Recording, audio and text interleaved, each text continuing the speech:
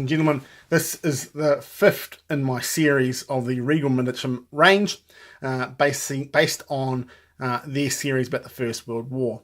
This is the third in the Gallipoli series. Regal Miniatures does 54mm. I'm assuming they're either white lead, pewter, but anyway, they're metal miniatures.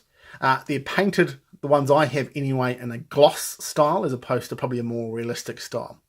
I still think they're superb and well-made miniatures, and I have a collection.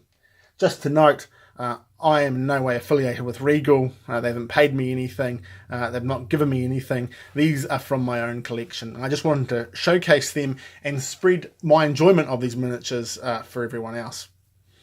We can see here the last two, we had an officer and a sergeant firing his rifle.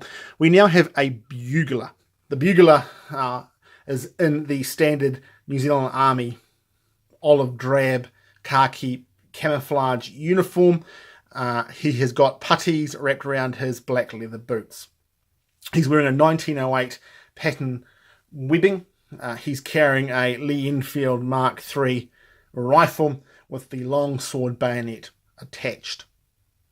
He has, obviously this man is a bugler, so his job would be to transmit orders given to him by the officer via the bugle. Most soldiers would have had an understanding of certain commands then given by bugle. If you've been in a scenario, if you've ever been to war, if you've been a soldier, if you've been a paintballer, if you've been anything that involves shouting over a din or a loud noise, it quickly becomes very difficult to transmit even the most basic orders over any distance. Bugles were a way that they could do this. The bugle was far louder than a man could shout. It also had a piercing and very distinctive noise, which meant that people could hear it and recognize it over the din of battle. So orders were often at this stage of the war transmitted by a bugle, and soldiers would have been trained to be buglers. And it would have been a relatively high status position, principally because you'd be often with or standing next to the officer. It was also a dangerous position. If the enemy noted that you were a bugler or you were transmitting orders via your bugle, they would try and kill you. You'd become a prime target for sniping, principally because an enemy that's lost its command and control is an enemy that's far more able to be easily defeated. I really like the Regal Miniatures range. They're very, I think, despite being in a gloss model and probably a bit more of a toy as opposed to a precise miniature, they're very precise and they go to a lot of detail that you wouldn't really expect to see, but they've obviously done their research and they've done a lot of work to make sure that where possible these are period correct.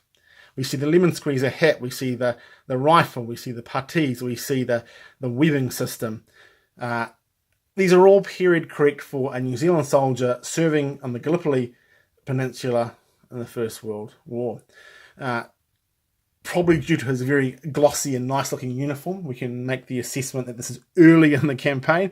Later in the campaign, particularly in high heat, there was a lot of modifications made to these uniforms. Often these modifications were regretted later when winter came to the Gallipoli Peninsula. The soldiers were expecting to fight in a desert, and having never served in the Middle East before, they were very surprised how cold it can get in the middle of a Middle Eastern winter. We'll turn him around and have a look at his back. He's carrying almost a full field service marching order. We can see he's got his water bottle. We can see he's got a haversack with entrenching tool. We can see he's got the large pack. That would be everything he's expected to fight and survive for about, I'm going to say, 3 days. Probably not 3 days. They relied on their logistics chain heavily, but he would have had probably about 3 days iron rations, sleeping kit, a greatcoat, and a wool blanket would have probably been his sleeping kit, things to shave, a cleaning kit, toiletries, etc. You compare this to, say, a modern soldier, and they went very light indeed. There's an old saying in the army: travel light, cold at night. We can see this man is a private and cherry-cheeked, probably from blowing the orders for some large attack. Please, if you like this video, please give the thumbs up. I hope to produce more content on a regular basis. Thank you very much. Goodbye.